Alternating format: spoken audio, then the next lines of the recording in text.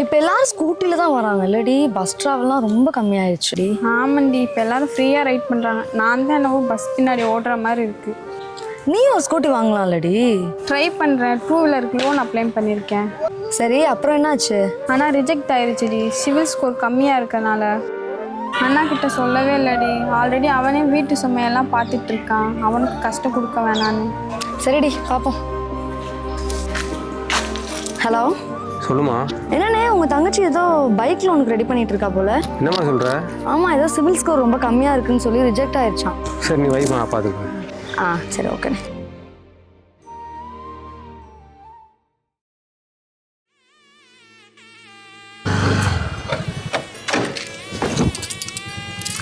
என்னண்ணே, ஓ வண்டி எங்க?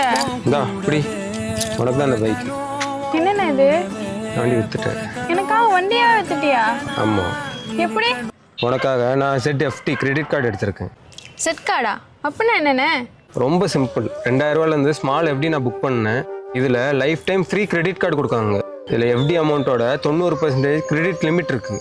2000 FT தானா? இவ்வளோ ஈஸியா? ஆமாம், இதில் FD RBI இன்சூர் சேஃபாகவும் இருக்குது.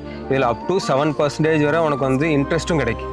நான் மோஸ்ட்லி UPI தான் யூஸ் பண்ணுவேன். கிரெடிட் கார்டு எப்படி யூஸ் பண்ணுறது? இந்த Zஐ UPIல கூட லிங்க் பண்ணலாம். நார்மலாக ஸ்கேன் அண்ட் பே பண்ணுறதில்ல, அந்த ப்ராசஸ் தான், வேறு டிஃப்ரெண்ட் எதுவும் கிடையாது. சூப்பர்ண்ணே.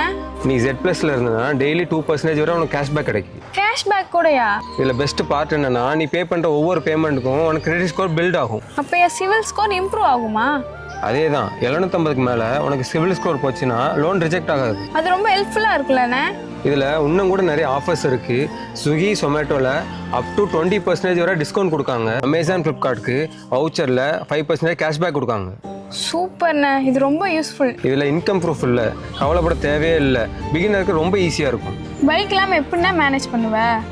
அதெல்லாம் ஒன்றும் பிரச்சனை இல்லை. நான் பஸ்ஸில் போய் மேனேஜ் பண்ணிப்பேன்.